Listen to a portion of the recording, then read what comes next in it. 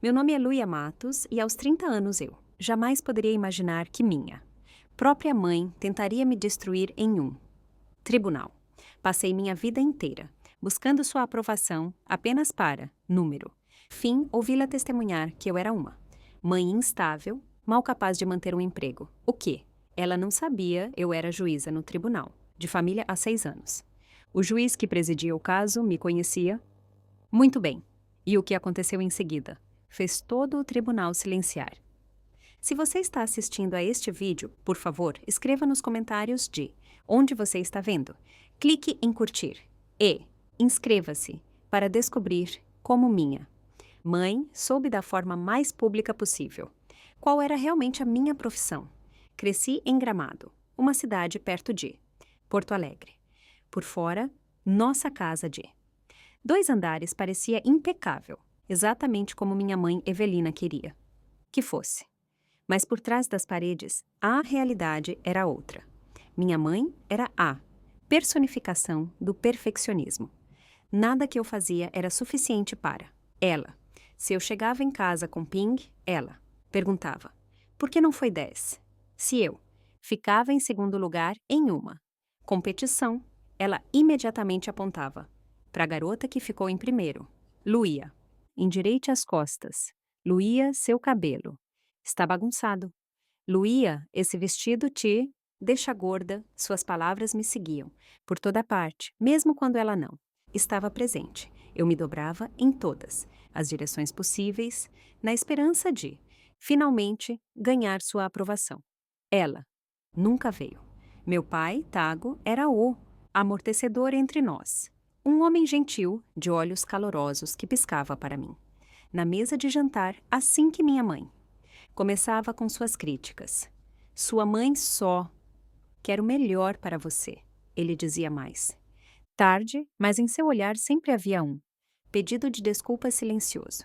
Ele a amava, mas sabia o quanto as palavras dela me machucavam. Quando eu tinha 12 anos, ele morreu subitamente de um infarto ao volante. Seu carro bateu contra uma árvore. Ele morreu na hora. Com ele perdi meu protetor, meu aliado, a única pessoa com quem eu me sentia incondicionalmente suficiente. Depois disso, minha mãe mudou. Suas críticas se tornaram mais afiadas, quase como se ela precisasse compensar a suavidade dele, com o dobro de dureza, mais do que.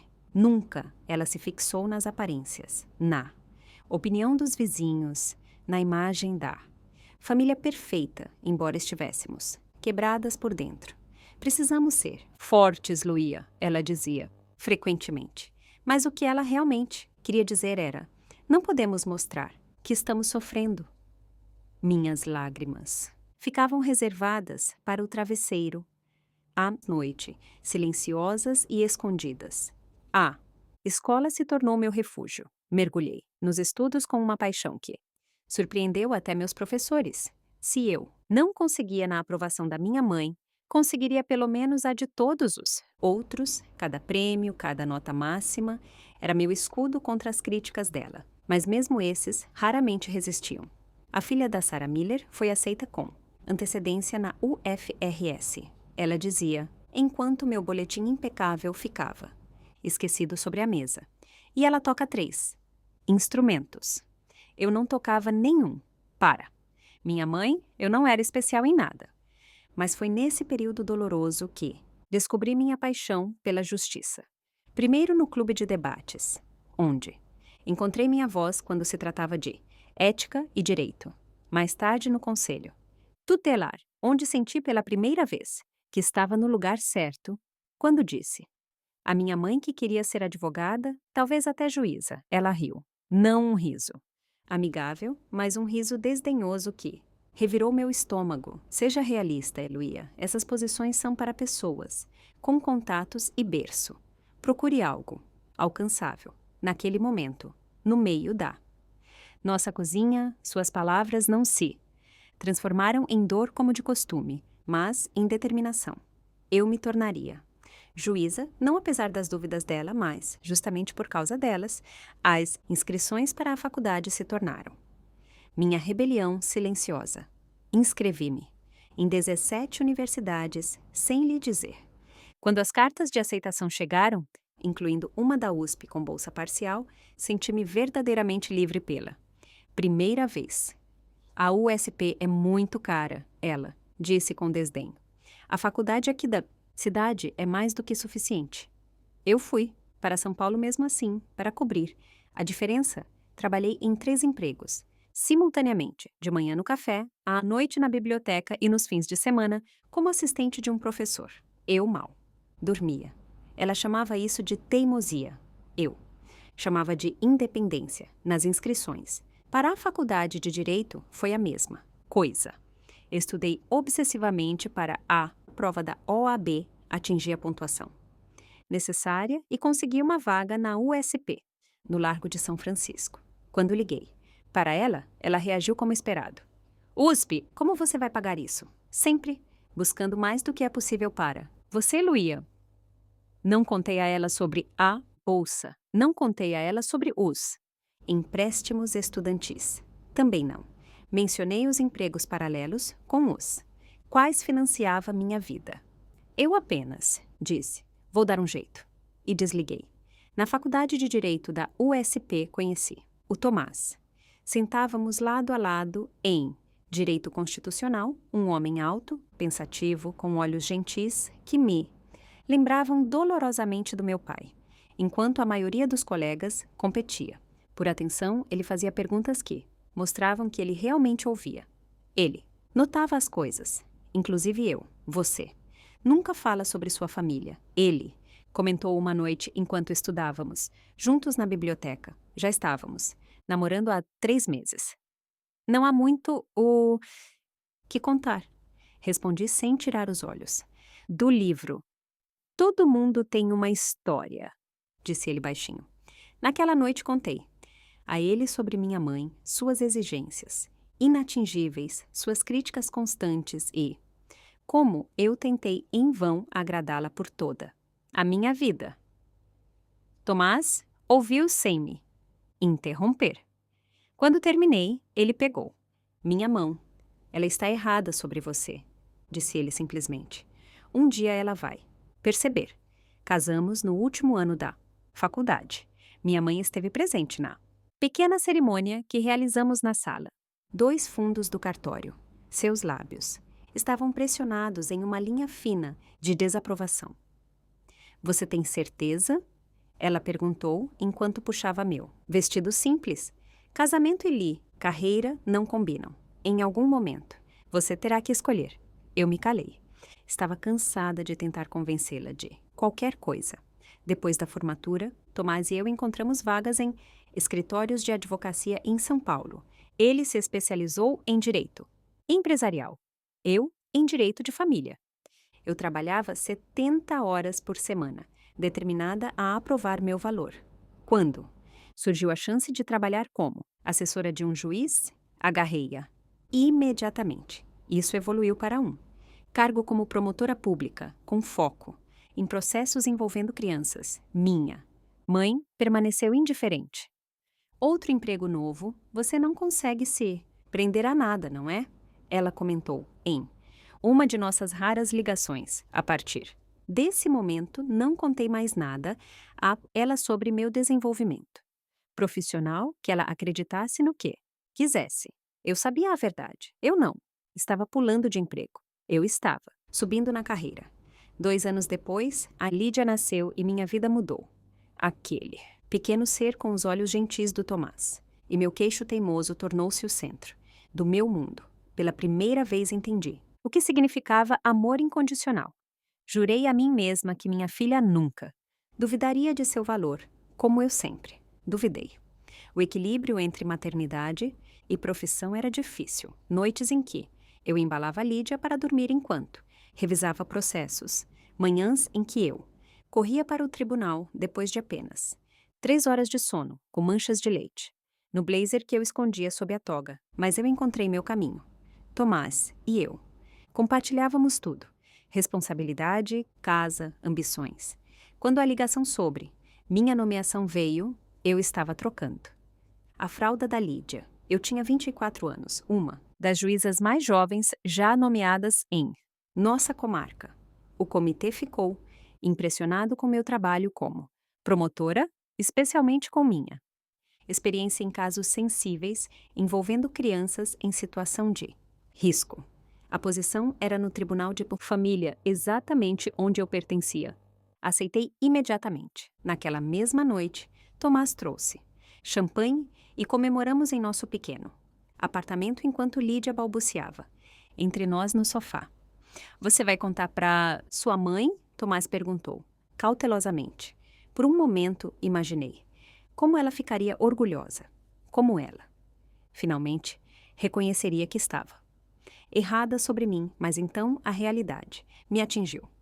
Não disse por fim, ela vai menosprezar. Assim, minha mãe continuou, acreditando que eu era profissionalmente instável, incapaz de seguir um caminho. Claro, enquanto isso eu vestia a toga, preta todas as manhãs e tomava decisões, que influenciavam a vida de inúmeras famílias.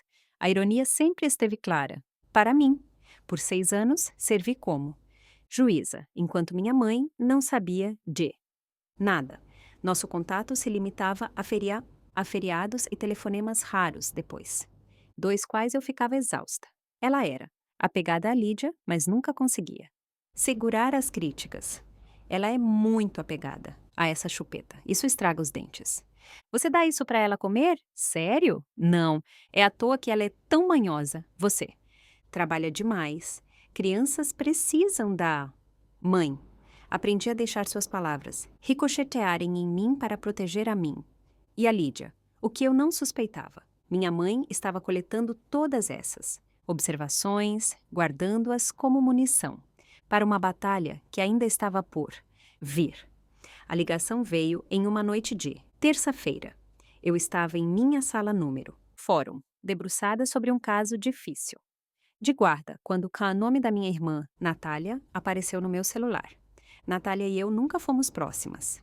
2 anos mais nova que eu, ela sempre foi a favorita da mamãe, a filha da adaptada, que nunca contradizia, pelo menos até seu 3º ano de faculdade, quando largou tudo e mergulhou em um mundo de drogas e dependência que a manteve presa. Por uma década. Luía, sua voz sussurrou, fraca e trêmula. Eu preciso de ajuda. Ela estava em uma clínica de reabilitação novamente, sua 3ª. Tentativa de ficar sóbria. Desta vez, porém, o conselho tutelar havia intervindo.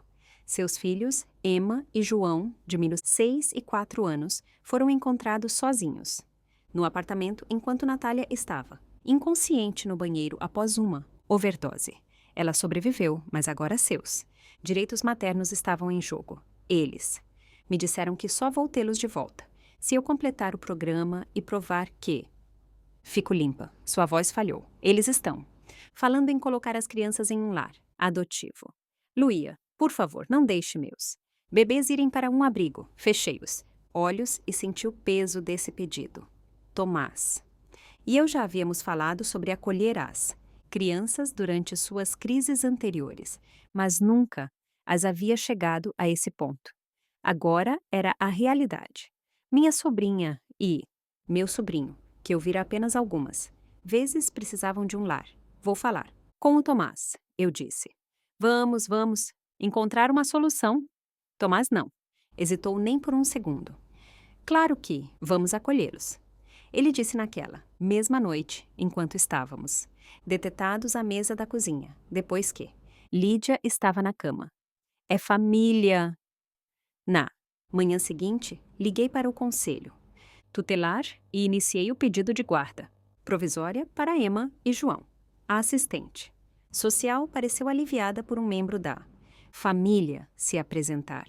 As crianças estavam há 3 dias em um abrigo de emergência, assustadas e confusas. Há apenas uma coisa, ela mencionou, perto do fim da nossa conversa. Sua mãe também entrou com um pedido. As palavras me atingiram como um soco.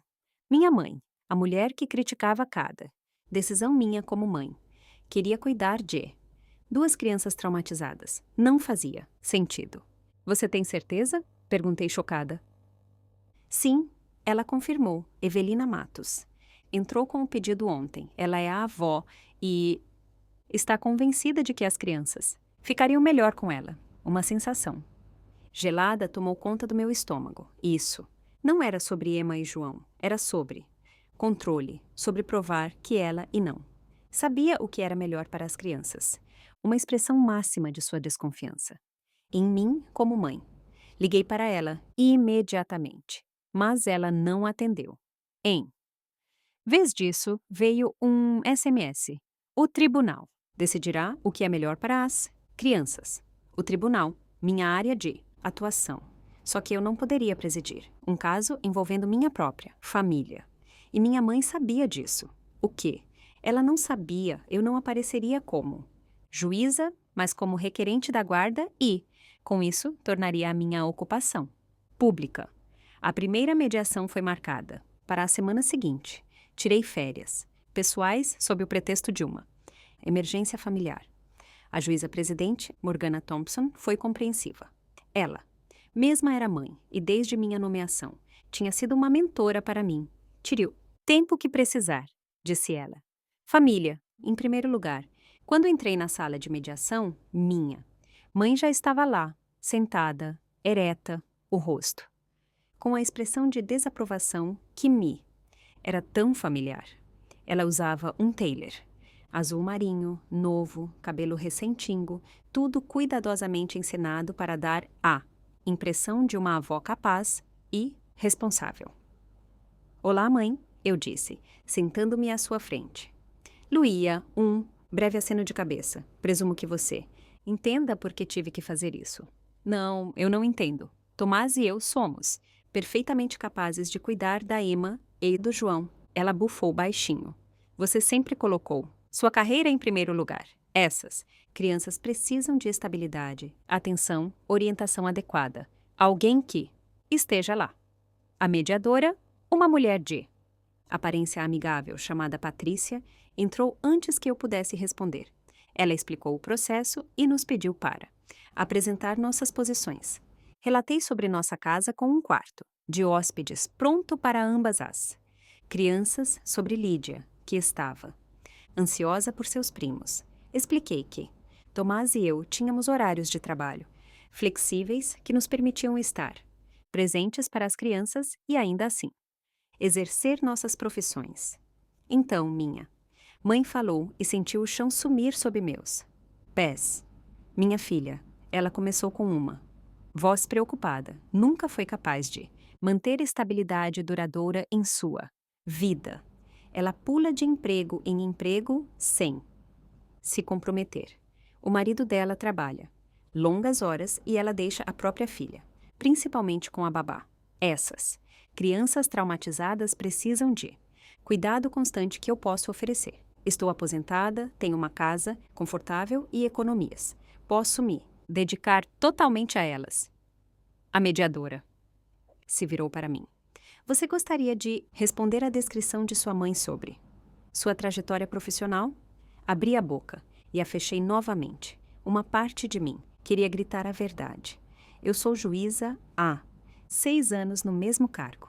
Mas outra parte, a criança ferida que ainda buscava sua aprovação, não conseguiu pronunciar as palavras. Em vez disso, eu disse: meu trabalho é estável. Posso apresentar documentos? Minha mãe sorriu levemente. Veremos. A mediação terminou sem resultado. Número. No corredor, ela me segurou pelo braço. Estou fazendo isso apenas pelas crianças, disse ela. Você precisa admitir que elas estão melhor comigo. Não, mãe, só vejo que você nunca acreditou em mim e que esta é apenas mais uma prova disso. Seus olhos se estreitaram. Se as crianças fossem realmente importantes para você, você desistiria. Puxei meu braço. Se eu algum dia fui importante para você, você teria me apoiado pelo menos uma vez na minha vida. Então, eu fui embora, minhas mãos tremendo. Não se tratava mais apenas de Emma e João, por mais que eles estivessem no centro. Tratava-se de 3 décadas de dúvidas e críticas. Tratava-se de finalmente enfrentar a mulher que me considerou insuficiente por toda a minha vida. O que eu não suspeitava na época era o quão longe ela iria para vencer. Ela coletando provas contra você, explicou minha advogada Sofia. Werner, durante uma sessão de preparação para a audiência de guarda, estávamos em seu escritório, uma sala iluminada com vista para os prédios da avenida Paulista, um forte contraste com a seriedade da nossa conversa. Provas? Que provas? Perguntei, embora por dentro eu já suspeitasse do que ela queria dizer. Sofia me empurrou uma pasta pela mesa. Sua mãe apresentou um relatório detalhado sobre o que ela chama de suas deficiências parentais. Com datas, supostos incidentes, citações, ela alega que você negligenciou Lídia e fará o mesmo com Emma e João. Com as mãos trêmulas, abri a pasta. Nela, páginas e páginas de acusações meticulosamente documentadas, do nascimento de Lídia até a última. Festa de família, 3 meses atrás. Cada. Suposto erro, cada decisão com a qual ela não concordava, anotada com precisão. Abril, 2 anos atrás, Luía chegou 45 minutos atrasada para o almoço de Páscoa. Lídia estava manhosa e parecia exausta. Quando comentei que a criança precisava de uma rotina mais regulada, Luía descartou minha preocupação. 28 de novembro do ano passado, Lídia brincava sem supervisão na sala de estar enquanto Luía estava na cozinha. Ao telefone, risco de inúmeros acidentes. A lista continuava um protocolo, inventado de supostas falhas que me faziam parecer uma mãe indiferente e egocêntrica. A última entrada fez meu sangue gelar. 10 de junho deste ano. Luía admitiu que, às vezes, atende ligações de trabalho. Durante o jantar de Lídia, coloca a de carreira acima das necessidades básicas da criança, padrão de comportamento. Mostra inadequação fundamental para responsabilidade adicional. Ela planejou tudo isso, sussurrei, todas as visitas, as vezes em que se ofereceu, para cuidar da Lídia. Ela estava coletando material contra mim. Sofia assentiu seriamente, e ela tem testemunhas, sua tia Clara, sua prima, Beth, até a antiga vizinha, a senhora Sullivan, todas dispostas a testemunhar. Contra você, afundei na cadeira como se o ar me faltasse. Elas nem me conhecem. Vejo a tia Clara uma vez por ano no meio de Natal. A Beth mora na Califórnia há 5 anos. E a senhora Sullivan se mudou quando? Lídia ainda era um bebê. Sua mãe é muito convincente, explicou Sofia. E as pessoas estão muito dispostas a fazer afirmações sobre coisas que mal presenciaram, especialmente em disputas familiares. Meu celular vibrou. Uma mensagem do Tomás, a assistente social. Acabou de sair. A vistoria da casa. Correu bem, eu acho. Te amo. Pelo menos. Isso. Nossa casa estava limpa, segura, adaptada para crianças. O quarto para. Emma e João estava preparado com 2 camas, roupas de cama coloridas e brinquedos. A assistente social pareceu impressionada, também com a alegria e o equilíbrio de Lídia. E meu trabalho? Perguntei a Sofia. Ela vive dizendo que eu pulo de emprego em emprego. Quando? Ficar claro que você trabalha como juíza. Há 6 anos, esse será nosso contra-argumento mais forte, ela confirmou. Esse fato minará consideravelmente a credibilidade de sua mãe. Mas, Luía, posso perguntar por quê? Você nunca contou a ela sobre seu cargo. Olhei pela janela para a cidade, número. Começo porque eu sabia que ela iria menosprezar. Ela teria feito parecer menos importante do que era e mais tarde tornou-se um limite, a única parte da minha vida que ela não podia criticar, porque não sabia nada sobre ela. Sofia sentiu compreensiva. Bem, ela descobrirá. Em breve e da forma mais pública possível. A audiência, ela é na próxima semana. A juíza Thompson presidirá, mas ela me conhece. Exatamente por isso. Quando sua mãe Alegou que você era profissionalmente instável. O cartório reconheceu seu nome e levou o caso à juíza Thompson.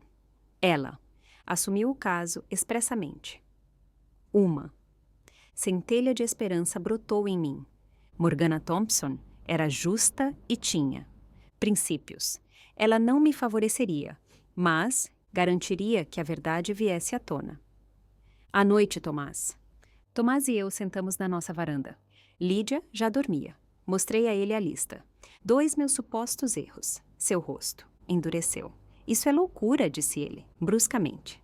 Situações cotidianas, normais, estão sendo distorcidas aqui até. Parecerem negligência, atrasada para o almoço de Páscoa e você já é uma mãe. Ruim. Uma ligação durante o jantar já. Significa você não se importa. Por esses padrões, nenhum pai seria considerado adequado. Exausta, encostei-me em seu ombro. Ela sempre foi assim.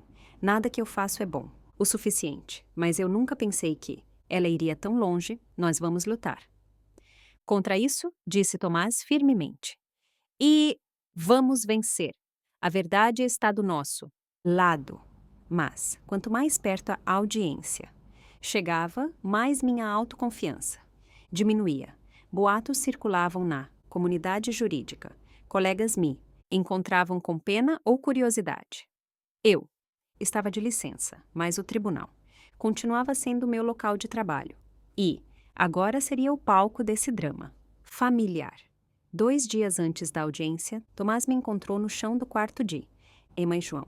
Cercada por livros infantis, eu chorava silenciosamente. Luía, disse ele gentilmente sentando-se ao meu lado e pegando minha mão. Fale comigo.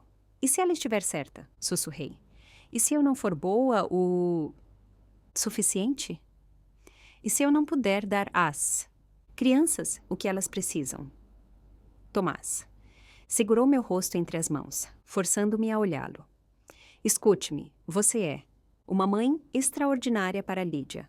E você também será uma tia e cuidadora extraordinária para Emma e João. A voz dá. Sua mãe, na sua cabeça, não é a verdade. Nunca foi. As palavras de Tomás soavam firmes, cheias de convicção. Eu assenti, embora esperasse desesperadamente poder acreditar nelas. No dia anterior, à audiência, tivemos nossa primeira visita, supervisionada com Emma e João, organizada pelo Conselho Tutelar. Eram crianças lindas, com os cabelos escuros, de Natália e olhos sérios. Emma, a de 6 anos, era protetora, sempre atenta para que seu irmão mais novo estivesse bem. João, de 4 anos, era tímido, mas curioso, espiando cuidadosamente por trás da irmã. Olá, eu disse, agachando-me ao nível deles. Eu sou sua tia Luía. Este é seu, tio Tomás. E esta é sua prima, Lídia. Lídia, animada para conhecer seus primos, deu um passo à frente, segurando um livro. Vocês gostam de histórias? Ela perguntou. Emma assentiu hesitante. Eu também, disse Lídia, sentando-se no chão e batendo ao seu lado. Lentamente, Emma e João se sentaram, quando Lídia começou a contar a história. Que ela sabia de cor, vi pela primeira vez a tensão se dissipar dos pequenos corpos. Tomás apertou minha mão e, naquele momento, eu soube com absoluta certeza era o certo. Essas crianças pertenciam a nós como parte da nossa família e eu faria tudo para tornar isso possível. Naquela noite, não consegui dormir. Revivia mentalmente o tribunal, as acusações da minha mãe, a revelação pública da minha profissão. Amanhã tudo mudaria para melhor ou para pior. A verdade viria à tona. A manhã da audiência amanheceu clara e ensolarada. Um lindo dia de junho que contrastava fortemente com a tempestade que nos esperava no fórum. Eu estava nos degraus do prédio por onde normalmente entrava pela porta dos juízes. Hoje eu passaria pela entrada principal, como qualquer outra cidadã, em busca de justiça. Pronta? Perguntou Tomás, sua mão firme. Nas minhas costas, eu assenti, embora pronta fosse a última coisa que eu sentia. Havíamos escolhido nossas roupas Com cuidado, profissionais, mas acessíveis. Eu usava um vestido azul, marinho com cardigan claro, deliberadamente para transmitir estabilidade e calor. Tomás usava um terno cinza com sua gravata da sorte que Lídia lhe dera em seu último aniversário. Lá dentro já havia muito movimento. Alguns colegas acenaram para mim. Seus rostos neutros, quase controlados. A notícia do caso havia se espalhado. Senti os olhares curiosos enquanto íamos para uma sala de audiências. Minha mãe já estava lá ao lado de seu advogado, Ricardo Harl, um homem de traços afiados, conhecido por sua abordagem, agressiva em casos de família. Ela usava um terninho cinza conservador com um colar de pérolas, o cabelo perfeitamente, penteado à imagem de uma avó, respeitável. Quando me viu, ela se endireitou, mas não me deu mais atenção. A assistente social de Emma e João, a senhora Portela, estava sentada na primeira fila com uma pasta grossa número, colo. Ela havia avaliado tanto nossa casa quanto a da minha mãe. Seu relatório teria muito peso. Exatamente. Às 9 horas, o oficial de justiça anunciou a sessão. A juíza presidente, Morgana Thompson, entrou alta, impressionante, em sua toga preta. Fios de prata atravessavam seu cabelo escuro. Sua mera presença exigia respeito. Ela acenou para a sala e sentou-se. Estamos aqui hoje para decidir sobre a guarda das crianças menores, Emma e João. Collins. Começou ela, clara e decidida. Tanto a tia materna Luia Matos quanto a avó materna, Evelina Matos, solicitam a tutela. Seguiram-se as formalidades iniciais com as declarações de ambos os advogados. Sofia apresentou nosso caso, enfatizando nosso lar estável, nossa segurança financeira e nosso compromisso em criar os irmãos juntos em um ambiente familiar amoroso com a prima. Ela mencionou minha situação profissional, estável, sem dar detalhes. Havíamos concordado em fazer essa revelação no momento apropriado. Então, Ricardo Har se levantou pela parte contrária. Em sua abertura, ele pintou um quadro da minha mãe como a avó abnegada, pronta para dedicar sua aposentadoria aos netos. Em contraste comigo, a sobrinha, supostamente obcecada pela carreira, que não era confiável. Meritíssima, ele concluiu. Provaremos que o passado profissional e o ambiente doméstico da senhora Matos a tornam fundamentalmente inadequada para assumir a guarda dessas crianças vulneráveis. Ao meu lado, Thomas ficou tenso. Apertei sua mão para acalmá-lo. Havíamos contado com essa tática. As primeiras testemunhas foram referências, de caráter para ambos os lados. Os pais de Tomás testemunharam sobre nossa competência parental e nosso lar estável. Meu colega, o juiz David Chen, falou sobre minha integridade e meu caráter, sem mencionar meu papel de juíza. Então vieram as testemunhas da minha mãe.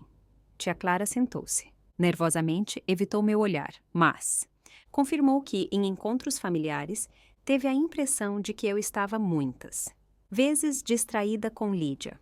No interrogatório de Sofia, no entanto, descobriu-se que tia Clara me vira com Lídia exatamente 4 vezes em 8 anos, dificilmente o suficiente para um julgamento sobre minha criação. Minha prima Beth testemunhou por vídeo da Califórnia. Suas palavras soavam quase idênticas às formulações dos documentos da minha mãe.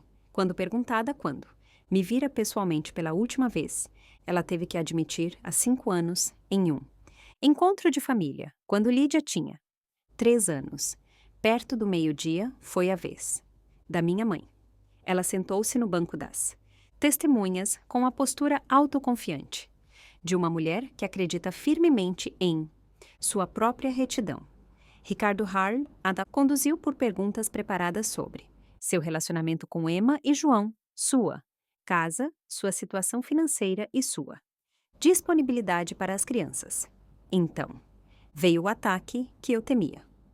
Senhora Matos, a senhora tem receio de que sua filha possa oferecer um lar estável para essas crianças? Perguntou Hal. Minha? Mãe suspirou. uma hesitação ensaiada que me fez cerrar os dentes. Eu não quero falar mal da minha filha. Ela começou e fez exatamente isso. Mas Luía sempre teve dificuldade em se comprometer e levar as coisas adiante. Como mãe, vi como ela pulou de interesse em interesse, de emprego em emprego, sem nunca fincar raízes. Mesmo com Lídia, parece que sua carreira é mais importante para ela do que as necessidades da criança. A senhora poderia detalhar a trajetória profissional dela? Pressionou Harl. Esse era um momento decisivo. Minha mãe inclinou-se ligeiramente para a cofrente, a voz agora com um tom de aparente preocupação. Luía nunca ficou mais de 1 ano ou 2 em um emprego. Logo após na faculdade de Direito, ela estava em escritório, depois como assistente de juiz, depois promotora, depois outra coisa. Ela sempre afirma que é um passo na carreira, mas ela nunca encontra satisfação. Ela mal consegue manter emprego. Um murmúrio percorreu a sala. Eu fiquei quieta, estranhamente calma, agora que a acusação tinha sido finalmente dita. A mão de Tomás apertou. A minha com firmeza. E a senhora acha que essa instabilidade profissional afeta sua criação? Continuou Harl. Claro, crianças precisam de constância e estabilidade. A inquietação da Luía, suas constantes mudanças de emprego, criam um ambiente imprevisível. Emma e João já sofreram instabilidade. Suficiente por causa dos problemas da minha filha mais nova. Eles precisam de uma rocha, não de alguém cujas prioridades estão em outro lugar. Uma lágrima escapou. Eu a enxuguei. Rapidamente. Não eram apenas palavras dolorosas. Era um mal-entendido, fundamental de quem eu era, minha mãe. Realmente me considerava incapaz, não. Confiável, insuficiente. Quando Hal terminou, Sofia se levantou para o interrogatório, com passos calmos. Ela se aproximou do banco das testemunhas. Senhora Matos, ela começou. Quando foi a última vez que sua filha lhe contou sobre uma mudança de emprego? Nem sempre diretamente, respondeu minha mãe. Mas eu sei que ela mudou de profissão frequentemente. Isso significa que a senhora nem sabe qual é a posição atual de sua filha. Eu sei que ela é algum tipo de advogada, disse minha mãe com desdém. Os detalhes mudam com tanta frequência que mal dá para acompanhar. Sofia assentiu. Meritíssima. Gostaria de apresentar provas sobre o histórico de emprego da senhora Matos. Prossiga, confirmou a juíza Thompson. Sofia entregou documento ao escrivão que distribuiu cópias. Este é um comprovante verificado da trajetória profissional de Luía Matos. Desde sua formatura na Faculdade de Direito da USP há 10 anos, minha mãe deu uma olhada no papel sem reação visível. Senhora Matos, a senhora poderia, por favor, ler o último registro nesta lista? Solicitou Sofia. Minha mãe apertou os olhos. Está escrito aqui. Juíza de Direito, Tribunal de Família, 6ª Comarca de São Paulo, duração 6 anos até hoje. Ela ergueu os olhos, confusão em seu rosto. A sala estava em completo silêncio. Todos os olhares vagavam entre ela e eu. A juíza Thompson pigarreou.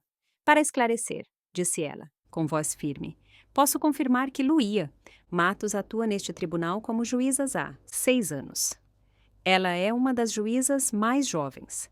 Já nomeadas em nossa comarca, ele conquistou uma excelente reputação, especialmente em processos relativos ao bem-estar infantil.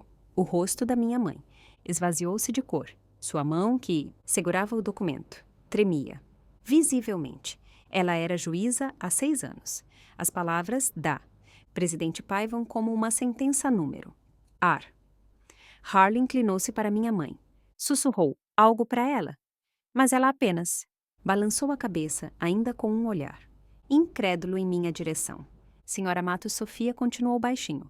Diante dessa informação, a senhora gostaria de revisar sua declaração sobre a estabilidade profissional de sua filha? Minha mãe engoliu em seco. Eu. Não sabia disso, porque sua filha parou de informá-la sobre seus sucessos depois de anos em que eles foram menosprezados e criticados. Correto. Objeção? Interrompeu Harley. A advogada está. Colocando palavras na boca da testemunha. Objeção deferida, declarou a juíza Thompson. Por favor, reformule, doutora Werner. Sofia assentiu. Senhora. Matos, quando foi a última vez que a senhora expressou orgulho ou reconhecimento por uma conquista? Profissional de sua filha, minha mãe. Baixou os olhos para as mãos. Eu não. Consigo me lembrar. Sem mais perguntas, meritíssima, disse Sofia, sentando-se ao meu lado, quando minha mãe desceu do banco das testemunhas, seus ombros estavam curvados como nunca antes. Pela primeira vez na minha vida, ela parecia. Pequena. A próxima testemunha foi a senhora Portela, a assistente social. Ela confirmou que ambos os lares eram fundamentalmente adequados, mas enfatizou que recomendava a colocação conosco devido à proximidade de uma prima da mesma idade e ao ambiente familiar estável que demonstramos. Finalmente, foi a minha vez. Ao prestar o juramento, uma sensação inesperada de calma tomou conta de mim. A verdade estava agora exposta. O que quer que acontecesse, o segredo não pesava mais. Sobre mim. Sofia me fez perguntas sobre nossa casa, nossos planos para integrar, Emma e João em nossa família e meu, relacionamento com minha irmã Natália. Então veio a pergunta que pairava no ar. Luía, você pode explicar ao tribunal, porque nunca contou à sua mãe sobre sua atuação como juíza. Respirei fundo e olhei para minha mãe, diretamente pela primeira vez naquele dia. Desde a infância, nada que eu fazia era suficiente, cada conquista era criticada, cada objetivo descartado como irrealista. Quando fui nomeada juíza há 6 anos, decidi não contar a ela. Eu queria uma área da minha vida livre do julgamento. Dela, eu queria fazer meu trabalho sem ouvir constantemente de que maneira eu estava supostamente falhando. O silêncio na sala era total. Eu não sou uma pessoa instável, não sou uma mãe inadequada. Construí uma carreira da qual me orgulho, uma família que amo e um lar onde Lídia prospera. Emma e João merecem o mesmo. Eles merecem crescer, sabendo que são valiosos, não com dúvidas constantes sobre si mesmos. Quando Sofia terminou suas perguntas, Harla abriu mão do interrogatório. Não, havia mais nada a atacar. A juíza Thompson interrompeu a sessão, antes de anunciar sua decisão, lá fora. No corredor, vi minha mãe sentada em um banco sozinha, parecendo perdida. Por um momento, quis ir até ela, mas Tomás colocou a mão no meu braço e juntos saímos para tomar ar e nos recompormos. Após a pausa, a sala do tribunal estava ainda mais cheia. A notícia da revelação havia se espalhado. Mantive meu olhar para a frente, ignorando os olhos, curiosos. Tomás estava ao meu lado. Sua presença calma, um conforto. Minha mãe entrou por último, acompanhada por seu advogado. Ela parecia menor. Sua segurança anterior dera lugar a uma incerteza tensa. Quando nossos olhares se cruzaram brevemente, ela rapidamente baixou os olhos. Um sinal silencioso de que a dinâmica de poder entre nós havia mudado. A juíza Thompson sentou-se novamente. A sala silenciou em expectativa. Após cuidadosa ponderação de todos os testemunhos e provas, ela começou. Cheguei a uma decisão no caso da guarda de Emma e Joan Collins. Ela expôs os critérios estabilidade dos lares, relação com as crianças, estruturas de apoio existentes e a recomendação da assistente social. Prendi a respiração, sentindo Tomás apertar minha mão, embora eu reconheça o esforço sincero da senhora Matos em querer cuidar de seus netos. Chego à conclusão de que a colocação com Luía e Tomás Matos representa atualmente o ambiente mais vantajoso para as crianças, a proximidade de uma prima da mesma idade, a comprovada competência parental e a recomendação clara da assistente social falam claramente a favor desta decisão. Uma onda de alívio me atravessou tão forte que mal ouvi o resto de suas palavras. Havíamos vencido. Emma e João. Iriam para casa conosco. Além disso, continuou a juíza, determina um direito de visita para a senhora Matos, a fim de preservar o relacionamento com a avó. As regras exatas serão estabelecidas com a ajuda do Conselho Tutelar. Este tribunal se reserva o direito de ajustar os acordos às circunstâncias, especialmente caso a mãe biológica, após reabilitação bem-sucedida, possa reaver. Seus filhos. O processo está encerrado. O martelo bateu e a tensão das últimas horas se dissipou abruptamente. Tomás me abraçou. Enterrei meu rosto em seu ombro, dominada pela emoção. Parabéns, disse Sofia calorosamente. É a decisão certa para as crianças. Eu assenti incapaz de dizer uma palavra, através do nó na minha garganta. Enquanto arrumávamos nossas coisas, vi minha mãe ainda sentada à sua mesa, sozinha, enquanto seu advogado falava, com o escrivão do outro lado da sala. Impulsivamente fui até ela. Mãe, eu, disse baixinho. Ela ergueu os olhos. Seu rosto uma mistura de dor, raiva e talvez vergonha. Cianos, ela murmurou. Você, a juíza, há 6 anos e eu não sabia. Você nunca perguntou, respondi simplesmente. Você simplesmente presumiu que eu falharia. Ela se encolheu ligeiramente. Eu queria te proteger da decepção. O mundo é duro, Luía. Eu queria que você estivesse preparada, garantindo que você nunca se sentisse segura demais. Isso não foi proteção, foi controle. Seus lábios se pressionaram em uma linha. Fina. Você sempre foi tão teimosa, convencida de que sabia tudo melhor do que eu provei que estava certa. Respondi sem amargura.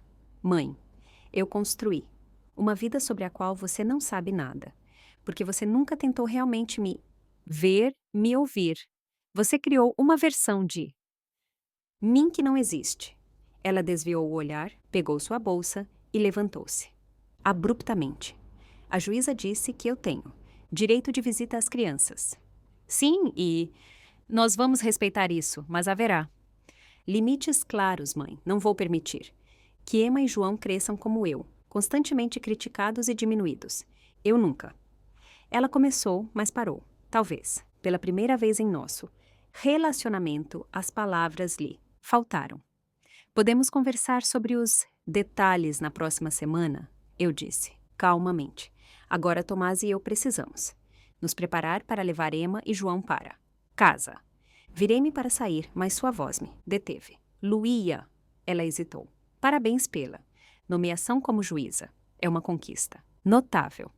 As palavras soaram rígidas, estranhas, como se faladas em uma língua estrangeira, mas foi o mais próximo de um elogio que recebi em décadas. Eu assenti brevemente e fui até Tomás e Sofia, que esperavam na porta. Lá fora, na luz clara da tarde, o sol parecia, simbolicamente, iluminar uma nova fase de nossas vidas. Tomás ligou para assistente social para organizar a mudança de Emma e João para o dia seguinte. Eu fiquei nos degraus, respirando fundo, sentindo-me ao mesmo tempo vitoriosa e estranhamente triste. Você está bem, Tomás? Perguntou, baixinho, colocando o braço em volta da minha cintura. Sim, respondi. É só que eu nunca quis que chegasse a esse ponto. Uma briga pública, nossos problemas de família expostos no tribunal. Eu sei, mas talvez precisasse ser assim. Sua mãe criou uma realidade própria por anos. Agora ela tem que enfrentar a realidade. No caminho para casa, paramos para comprar material de artesanato para cartaz de boas-vindas, ideia da Lídia. À noite, ajudei-a a recortar as letras, guiando cuidadosamente suas mãozinhas. E jurei silenciosamente a mim mesma que essas crianças sempre saberiam. Elas são suficientes, exatamente como são, enquanto estávamos sentados à mesa. Depois do jantar, a campainha tocou. Tomás foi atender enquanto eu ajudava. Lídia, com a sobremesa?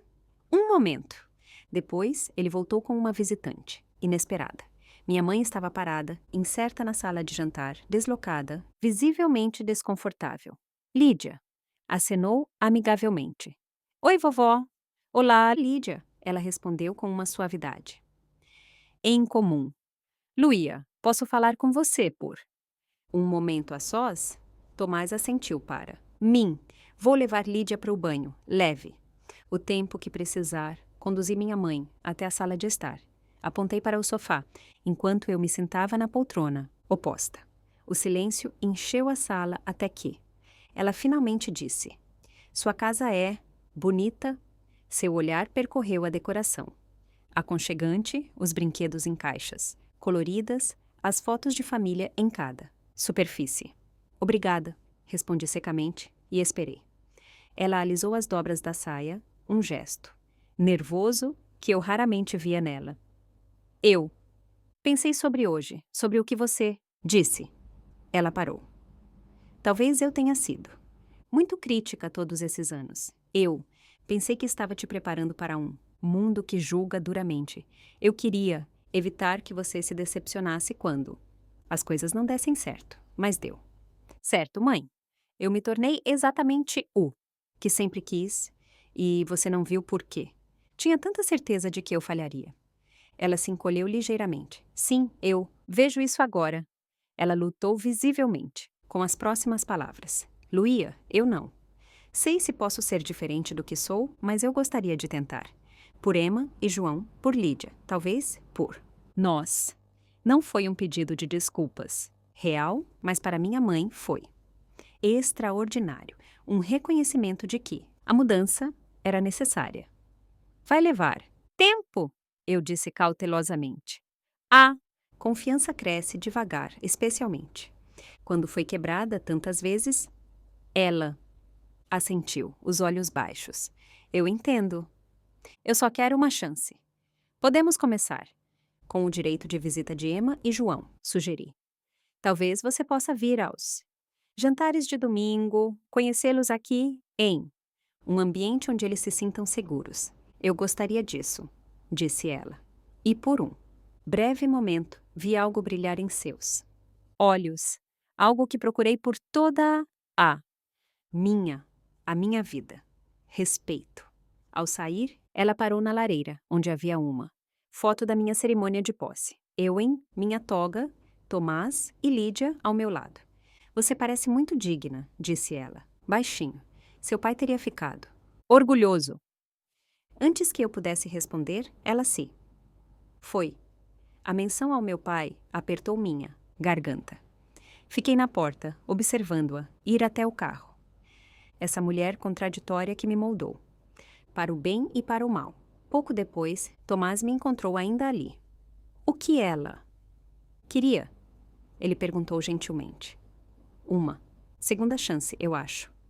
Ele colocou os braços ao meu redor, o queixo em meu ombro. Você vai dar a ela? Pensei. Não, incondicionalmente, mas sim uma chance. Para as crianças, talvez para ela. Também. Ela não está ficando mais jovem que Tomás. E eu não quero um dia olhar para trás e me arrepender de não ter tentado. Ele assentiu em meu ombro. Você é a mulher mais forte e ao mesmo tempo mais compassiva que eu conheço. Luía Matos. Naquela noite, verifiquei Lídia mais uma vez antes de ir para a cama, sob a luz. Do seu abajur, ela dormia pacificamente. Pensei sobre o que passamos para nossos filhos, não apenas aparência ou gestos, mas também feridas, medos, crenças. Por 30 anos, eu acreditei que nunca era o suficiente porque minha mãe me ensinou. Assim, eu não passaria essa crença para Lídia, nem para Emma e João. O dia seguinte traria novos desafios. Integrar duas crianças traumatizadas em nosso lar, estabelecer limites com minha mãe, conciliar o retorno à bancada com minha família ampliada, mas desta vez, eu. Sabia que conseguiria, mas naquela noite, na segurança, silenciosa do quarto da minha filha, senti-me pronta para o que estava por vir. Pela primeira vez na minha vida, eu. Sabia com absoluta certeza eu era suficiente, 3 meses após a revelação. No tribunal, eu estava novamente em meus. Após, ajustando a toga preta e sentindo o peso familiar do tecido em meus ombros. Um símbolo da autoridade, que eu havia conquistado e da responsabilidade que ela trazia. Na minha mesa havia 3. Portar-retratos. Tomás e eu no dia do nosso casamento. Lídia em seu 5º aniversário e adicionado uma foto de Emma e João rindo. No aspersor do jardim com Lídia. Meu retorno à bancada foi acompanhado por um reconhecimento silencioso. Ninguém mencionou o caso diretamente, mas recebi pequenos bilhetes com palavras de apoio e, ocasionalmente, um aceno de cumplicidade nos corredores do fórum. A própria juíza. Thompson entrou em minha câmara no meu primeiro dia de trabalho após a pausa. Família vem primeiro, Luia, ela disse. Simplesmente. Mas estamos felizes em tê-la de volta. As crianças que chegam a este tribunal precisam de juízes que entendam o que realmente está em jogo. Eu a agradeci não apenas por suas palavras, mas por seu papel na revelação da verdade. Ela, no entanto, minimizou. A verdade sempre encontra seu caminho, quando é necessária. Em casa já havíamos encontrado nossa nova rotina, 5 em vez de 3. Emma e João chegaram com malas pequenas e olhares desconfiados, inseguros sobre o que os esperava. Lídia imediatamente assumiu o papel de guia turística, mostrando-lhes o balanço no jardim, o armário secreto, sob a quecada com os jogos de tabuleiro, e a gaveta da cozinha cheia de material, de artesanato. Vocês podem pegar tudo aqui, ela explicou seriamente, exceto o glitter. Esse é só para projetos especiais, porque o papai diz que ele se multiplica, se você não olhar. As primeiras semanas não foram fáceis. João acordava gritando, à noite, atormentado por pesadelos, tremendo até que um de nós o acalmasse. Emma, vigilante e protetora, inicialmente, insistia em monitorar cada ação nossa em relação ao irmão, como se ainda não pudesse confiar totalmente em nós. Tomás e eu mantivemos rotinas firmes, refeições regulares, horários de dormir, horários de brincar, passo a passo, as tensões se dissolveram. Os pesadelos de João se tornaram mais raros. Emma começou a brincar em vez de apenas observar. Eles se tornaram parte da nossa família, não mais hóspedes em nossa casa. Natália ligava semanalmente da reabilitação. Sua voz ficava mais forte a cada vez. Ela falava com as crianças cheia de amor e arrependimento, e isso partia meu coração. Estou trabalhando em mim, ela dizia. A tia Luía e o tio Tomás estão cuidando bem de vocês até que eu possa fazer isso de novo. Eu a visitei 2 vezes e vi por mim mesma, desta vez era diferente. Havia determinação em seus olhos, uma clara aceitação de sua responsabilidade. Obrigada, ela disse em nosso último encontro, apertando minha mão. Obrigada por dar um lar aos meus filhos, obrigada por não desistir de mim. Nós somos família, eu respondi. Nós cuidamos uns, 2 outros. Minha mãe também manteve sua promessa de mudar. Os jantares de domingo se tornaram rotina, pontualmente. Às 16 horas, ela aparecia na porta com um bolo caseiro ou um livro infantil na mão. Com Emma e João, ela era diferente. Do que fora comigo, mais paciente, menos crítica. Eu a observava ouvi-los, elogiar suas histórias, reconhecer seus pequenos sucessos. Às vezes, eu a pegava. Em velhos padrões, um comentário ácido. Sobre minha comida, um olhar cético ao mencionar um caso difícil, mas então ela parava, mudava o tom. Este frango está um pouco seco. Ela começou uma vez e então parou, mas o sabor está maravilhoso. Você me passaria a receita? Era um esforço desajeitado, mas honesto. Assim, algo novo surgiu entre nós. Não. Uma relação mãe e filha sem limites, como eu desejava na infância, mas uma convivência respeitosa de 2 mulheres, que estavam se conhecendo novamente com esforço. A conversa mais importante surgiu inesperadamente, em uma terça-feira comum. Ela tinha trazido uma jaqueta que Emma esquecera em sua casa. As crianças já dormiam. Tomás ainda estava no escritório. Sentamos na varanda, observando os vagalumes número, jardim. De repente, ela disse: encontrei os diários do seu pai, enquanto arrumava o sótão. Eu nem sabia que ele os mantinha. Olhei para ela. Surpresa. O papai escrevia diários. Ela assentiu por anos. Comecei a ler. Ela hesitou. Ele escrevia muito sobre você. Como estava orgulhoso da sua determinação, do seu senso de justiça. Ele estava convencido de que você faria coisas extraordinárias. A menção ao meu pai há tanto tempo. Ausente, fez a dor familiar ressurgir. Ele nunca me disse isso. Não, ela, admitiu baixinho. Ele dizia para mim, repetidamente. O Taiago dizia que eu era muito rigorosa, que eu faria você duvidar de si mesma. Ela baixou o olhar. Baixou o olhar. Eu não o ouvi. Achava que ele era muito mole, que ele não te endurecia o suficiente para a vida. Ele te equilibrava, eu disse baixinho, percebendo que era verdade, até que ele não estava mais lá. E então só restou a sua voz. Ela ficou em silêncio por um longo tempo. Então sussurrou. Sinto. Muito, Luía, por não ter visto. Claramente, por não ter confiado que você encontraria seu próprio caminho. As palavras vieram com dificuldade. Cada uma parecia custar um esforço. Eu. Tinha tanto medo que você fracassasse que nunca te dei espaço para ser realmente bem-sucedida. Era o pedido de desculpas que eu esperei. Por décadas, lágrimas brotaram em meus olhos e desta vez não as escondi. Obrigada por dizer isso. Sentamos em silêncio enquanto a escuridão caía.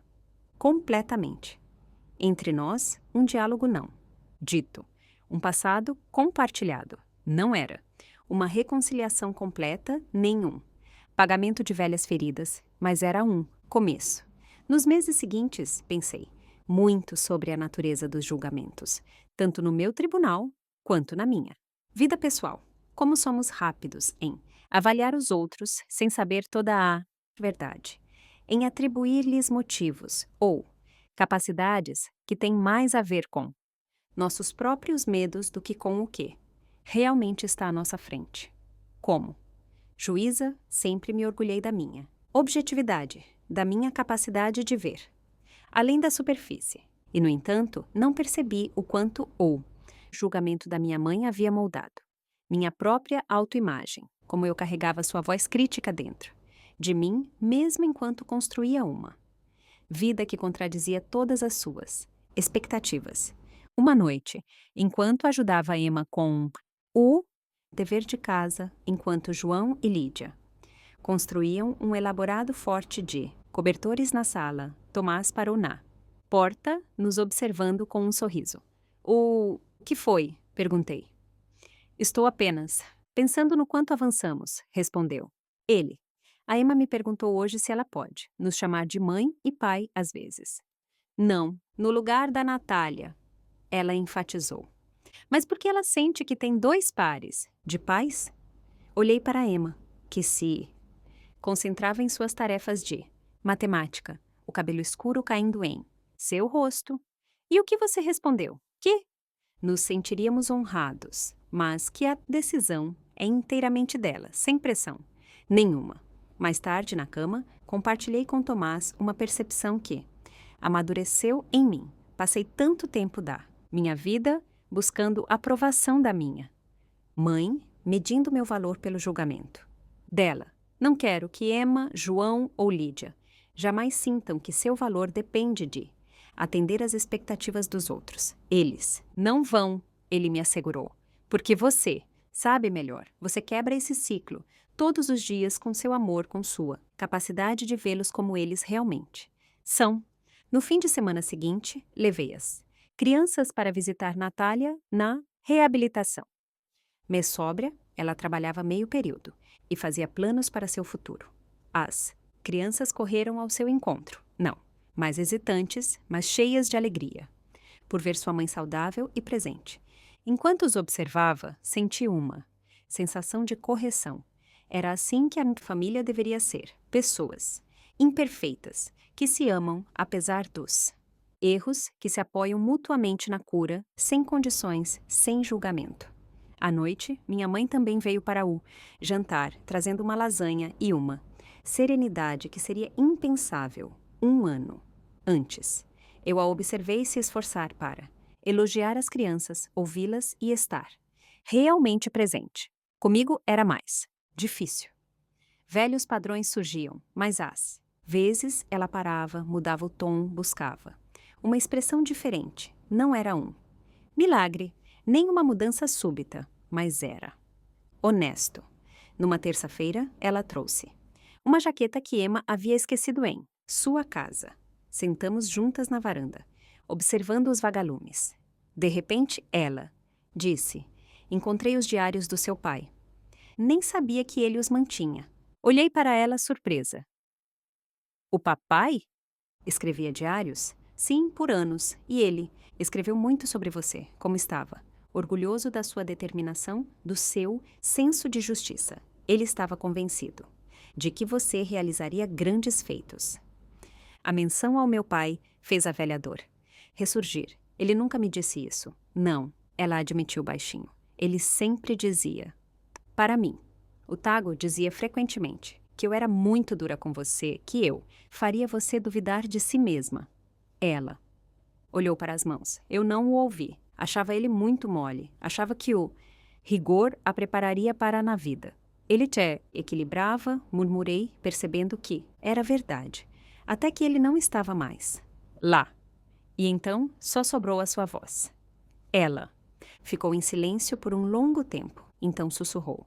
Sinto muito, Luía, por não ter te visto, por não ter confiado, que você encontraria seu próprio caminho. Cada palavra lhe custou esforço, mas era honesto. Era o que eu esperei por tanto tempo. Pela primeira vez, senti que nós duas realmente entendíamos o que havia acontecido. Meses depois, enquanto ajustava a minha toga em meus aposentos antes de entrar no tribunal, pensei sobre esse caminho, da garotinha que buscava, desesperadamente por aprovação, a juíza, que decidia o destino de famílias, da filha ferida pela crítica, a mãe, determinada a quebrar esse ciclo. Não foi um caminho fácil, mas me levou à clareza e à força. Olhei no espelho, encontrei meu próprio olhar e disse as palavras que nunca ousei dizer. A mim mesma antes. Você é suficiente. Você sempre foi. Enquanto me preparo para fechar este capítulo da minha história, quero te perguntar: já houve alguém em sua vida que te fez sentir que você nunca era bom o suficiente? Como você encontrou seu caminho para autoaceitação, apesar das críticas? Compartilhe suas experiências nos comentários abaixo. E se esta história ressoou com você, deixe um curtir, inscreva-se no canal e compartilhe com alguém que talvez precise ouvir, que também é suficiente exatamente como é. Obrigada por seguir minha jornada.